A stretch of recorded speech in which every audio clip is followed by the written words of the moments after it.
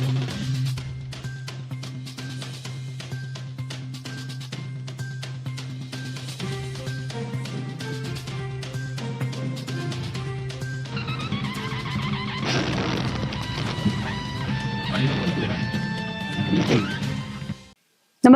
आपण पाहता Hirkani news. Hirkani news प्रत्येक क्षण ताज्या घडामोडी आणि महत्त्वाच्या प्रत्येक बातमीसाठी नेहमी तत्पर.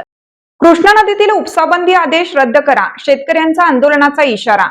कृष्णा नदीवरील लागू करण्यात आलेला उपसाबंदी आदेश तात्काळ रद्द करण्यात यावा, अन्यथा शेतकऱ्यांना रास्ता रोको आंदोलन करण्याशिवाय पर्याय उरणार नाही, असा इशारा सांगली जिल्हा सहकारी पाणी पुरवठा संस्थांचा सहकारी संघाच्या वतीनं देण्यात आला आहे. या संदर्भात सांगली पाटबंधारे मंडळाचे अधीक्षक अभियंता चंद्रशेखर पाटोळे यांना निवेदन सादर करण्यात आलं आहे.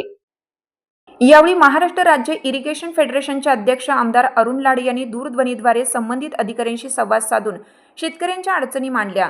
निवेदनात म्हटले आहे की कृष्णा नदीतील उपसाबंदी आदेशानुसार दिनांक 4 ते 7 जून 2026 या कालावधीत 3 दिवसासाठी उपसा बंद ठेवण्यात आला असून दिनांक 8 जून ते 11 जून 2026 या कालावधीत उपसा सुरू ठेवण्यास परवानगी देण्यात आली आहे.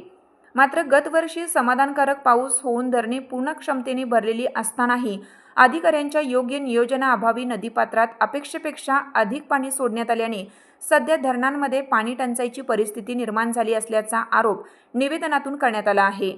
या संदर्भात संभाव्य परिस्थिती लक्षात घेऊन आमदार अरुण लाड यांच्या उपस्थितीत मागील महिन्यात सांगली पाटबंधारे विभागात बैठक घेण्यात आली होती. त्या बैठकीत संबंधित अधिकाऱ्यांनी पाण्याचे नियोजन योग्य प्रकारे केलं जाईल अशी ग्वाही दिली होती. मात्र सद्यस्थितीत कोणतेही प्रभावी नियोजन झाल्याचं दिसून येत नसल्याचे निवेदनात नमूद करण्यात आलं आहे. सध्या कृषी पंप ग्राहकांना 8 तासांऐवजी केवळ 6 तास वीज पुरवठा होत असून तोही सातत्याने खंडित व अपुऱ्या दाबाने मिळत असल्यामुळे प्रत्यक्षात शेतकऱ्यांना केवळ 4 ते 5 तासच कृषी पंप चालवता येत आहेत. त्यामुळे नैसर्गिकरित्याच पाण्याची बचत होत असताना स्वतंत्र आदेशांद्वारे उपसाबंदी लागू करणे योग्य नसल्याचं मत व्यक्त करण्यात आलं आहे.